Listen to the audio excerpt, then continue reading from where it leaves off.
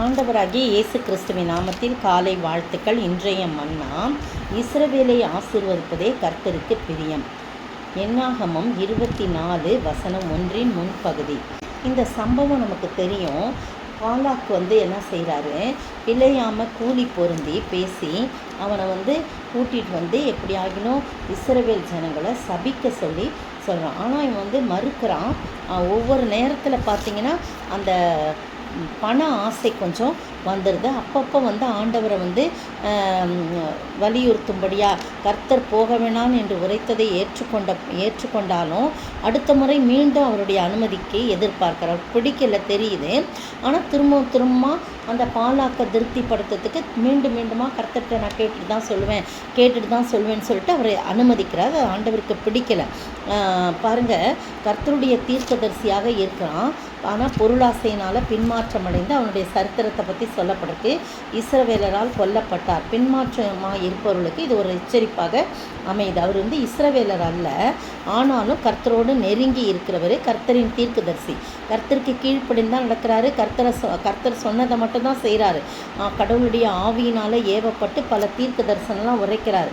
ஆனால் கர்த்தர் போக வேணாம் என்று உரைத்ததை ஏற்றுக்கொள்கிறாரு. ஆனால் அடுத்த முறை திரும்ப மீண்டும் அந்த அனுமதியை எதிர்பார்க்கிறாரு.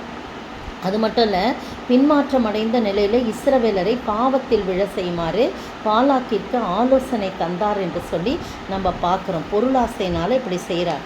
நீங்கள் பார்த்தீங்கன்னா அந்த காரியம் எதில் சொல்லப்படுதுன்னா, வெளிப்படுத்தல் 2:14 பாருங்கள். வெளிப்படுத்தல் விசேஷம் 2:14 நான் வாசிக்கிறேன். ஆகிலும் சில காரியங்களை குறித்து உன் பேரில் குறை உண்டு. விக்கிரகங்களுக்கு படைத்தவர்களை புசிப்பதற்கும் வேசித்தனம் பண்ணுவதற்கும் ஏதுவான இடரலில் இஸ்ரவேல் புத்திரர் முன்பாக போடும்படி பாலாக் என்பவனுக்கு போதனை செய்த பிழையாமுடைய போதகத்தை கைக்கொள்ளுகள் உன்னிடத்தில் உண்டு அப்படின்னு பெர்கமு சபையை பார்த்து சொல்கிறத பார்க்குறோம். பாருங்கள், எங்கே தொடங்கினது, எண்ணாகமத்தில் தொடங்கின இந்த காரியம் வெளிப்படுத்தின விசேஷத்தில் பிழையாமை பொறுத்து. ஏன்னா இஸ்ரவேல் ஜனங்களை பாவத்தில் என்ன பண்ணுறாரு, பின்மாற்றம் அடைய செய்யறதுக்கு பாலாக்குக்கு ஆலோசனை சொல்கிறத நம்ம பார்க்குறோம். யூதா 11 பாருங்கள், அதுலேயும் போட்டிருக்கு, பிழையாம் கூலிக்காக செய்த வஞ்சகத்தினாலே விரைந்தோடி, அப்படிப்பட்ட விரைந்தோடுறவளுக்கு ஐயோ அப்படின்னு சொல்லி அங்கே போடப்பட்டிருக்கு. 2 பேதுரு 2ஆம் அதிகாரம் வசனம் 13-17 பார்த்தீங்கன்னா அங்கே என்ன போட்டிருக்குன்னா, 13-17 அவருடைய வாக்கு தத்தத்தினாலே நீதி வாசமாக இருக்கும் புதிய வானங்களும் புதிய பூமியும்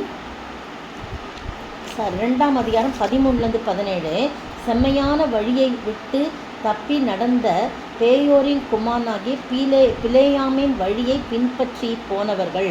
அவன் அநீதத்தின் கூலியை விரும்பி தன்னுடைய அக்கிரமத்து நிமித்தம் கடிந்து கொள்ளப்பட்டான். பேசாத மிருகம் மனுஷர் பேச்சை பேசி தீர்க்கதரிசியினுடைய மதிக்கேட்டை தடுத்தது அப்படின்னு சொல்லி பாடுறோம். பாருங்க, அவன் பேராசையினால் பொருளாசையினால் அவன் என்ன பண்ணுறான், அப்பப்போ ஆண்டுகிட்ட அனுமதி கேட்டுட்டு தான் நான் சொல்லுவேன், அவர் சொல்கிறது தான் நான் செய்வேன் சொல்கிறாரு. ஆனால் ஆண்டவர் விரும்பாத ஒரு காரியத்தை அவன் போகிறான். அதனால தான் ஆண்டவர் சொல்கிறாரு, நான் இஸ்ரவேலை ஆசீர்வதிப்பதே கடவுளுக்கு பிரியன்றதை கடைசியில் என்ன பண்ணிக்கிறாரு, அவர் உணர்றாரு. உணர்ந்து அந்த பாலாக்கிட்ட சொல்கிறாரு, நான் 20ஆம் வசனம் பாருங்கள், 23-20 இதோ ஆசீர்வதிக்க கட்டளை பெற்றேன், அவர் ஆசீர்வதிக்கிறார், அதை நான் திருப்பக்கூடாது அப்படின்னு சொல்கிறத பார்க்குறோம். கர்த்தர் சபிக்காதவனை நான் சபிப்பது எப்படி, கர்த்தர் வெறுக்காதவனை நான் வெறுப்பது எப்படி அப்படிலாம் சொல்கிறார். நிறைய முறை பிழையாம பாலாக்க அங்கே அழைச்சிட்டு போய் அந்த மலைக்கு அழைச்சிட்டு போய் நீ சபிக்க சொல்லி சொல்கிறாரு. ஆனால் இவர் சபிக்கலை, ஆசீர்வதிக்கிறாரு. ஆனால் அப்பப்போ ஆண்டவர்கிட்ட போய் நான் அனுமதி வாங்கிட்டு வரேன், நீ இங்கே இரு, நீ இந்த பலியெல்லாம் இடு, இந்த பலிவிடம் கட்டி பலி இடு அப்படி இப்படின்னு சொல்கிறது அது கர்த்தருக்கு பிடித்தமில்லாத காரியம். ஆனால் ஆண்டவருக்கு என்ன பிடித்தமான காரியம், இஸ்ரவேலை ஆசீர்வதிப்பதே கர்த்தருக்கு பிரியம். எனவே பிழையாம் அதற்கேற்ற தண்டனையை பிற்பாடு பெற்றார். இஸ்ரவேலரால் கொல்லப்பட்டார் என்று சொல்லி கூட நம்ம பார்க்குறோம். நிறைய காரியங்கள் நீங்கள் பார்த்தீங்கன்னா நிறைய இடத்துல போட்டிருக்கு. நெகேமியாவில் பார்த்தீங்கன்னா நெகேமியா 13:1-2 வசனங்களில் பாருங்களேன். அன்றைய தினம் ஜனங்கள் கேட்க மோசேயின் புஸ்தகத்தை வாசித்தார்கள். அதிலே அம்மோனியரும் மோவாபியரும் இஸ்ரவேல் புத்திரரும் அப்பமும் தண்ணீரும் கொடுக்க எதிர்கொண்டு வராமல் அவர்களை சபிக்க அவர்களுக்கு விரோதமாய் பிலேயாமை கூலி பொருந்தி கொண்டபடியால் அவர்கள் என்றைக்கும் அந்த சாபத்தை ஆசீர்வாதமாக திருப்பின எங்கள் தேவனுடைய சபைக்கு உட்படலாகாது. சாபத்தை சபிக்கணும்னு சொல்லி கூலி பொருந்தி கொண்டாங்க. ஆனாலும் அவங்க தேவனுடைய சபைக்கு அதை ஆசீர்வாதமாய் மாற்றிப்பட்ட தேவனுடைய சபைக்கு உள்ளே வரக்கூடாது அப்படின்னு சொல்லி சொல்லப்படுது. அருமையான வேளையிலே நீங்களும் நானும் கர்த்தருக்கு பிரியமாய் அவருடைய மகிமையுள்ள சாட்சியாய் நாம் வாழும் பொழுது, அவருடைய கற்பனைகளையும் கட்டளைகளையும் கை கொண்டு வாழும் பொழுது ஆண்டவர் யார் சபிக்க வச்சாலும் அவர் சபிக்க விடவே மாட்டார். அதை அப்படியே மாற்றி போட்டு அதை நமக்கு ஆசீர்வாதமாய் மாற்றுவார். அதனால் நீங்கள் நம்ம பயப்படவே வேண்டியதில்லை. நம்ம ஆண்டவருடைய பிள்ளைகள் யார் சபித்தாலும் அந்த சாபம் நம்மளை ஒன்றுமே தொடாது. அதுக்கு பதிலாக அந்த சாபத்தை ஆசீர்வாதமாய் மாற்றிப்படுவார். காரணமில்லாத இட்ட சாபம் நம்மேல் தங்கவே தங்காது. எனவே ஆசீர்வாதத்தை பெற்றுக்கொள்வோம். ஆண்டவருடைய சமூகத்தில் நம்மை தாழ்த்தி ஒப்பு கொடுப்போம். கர்த்தர் தாமே இந்த வார்த்தைகளை ஆசீர்வதிப்பாராக. ஆமென். பாவிக்கு புகலிடமே சுரட்சக பாரினில் பலியாக மாண்டாரே. பாவ சாபங்கள் தீர வியாதிகள் பல தோல்விகள் உந்தன் வாழ்க்கையில் கண்டு நீ மனம் கலங்குவதேன். கர்த்தரேசு ஆசீர்வதிப்பாரே, நித்தம் உன்னை ஆசீர்வதிப்பாரே. ஸ்தோத்திரிக்கிற ஆண்டவரே, துதிக்கிற ராஜா, வாழ்த்துகிற வணங்கிறப்பா.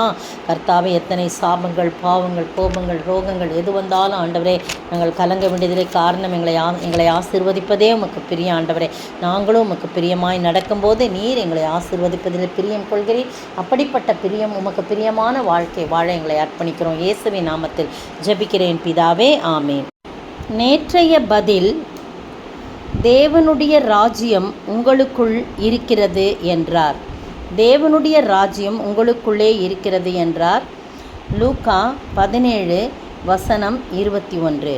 இன்றைய கேள்வி, யார் யார் நாட்களில் நடந்தது போல இப்போதும் நடக்கும் என்று கூறப்பட்டுள்ளது? யார் யார் நாட்களில் நடந்தது போல இப்போதும் நடக்கும் என்று கூறப்பட்டுள்ளது?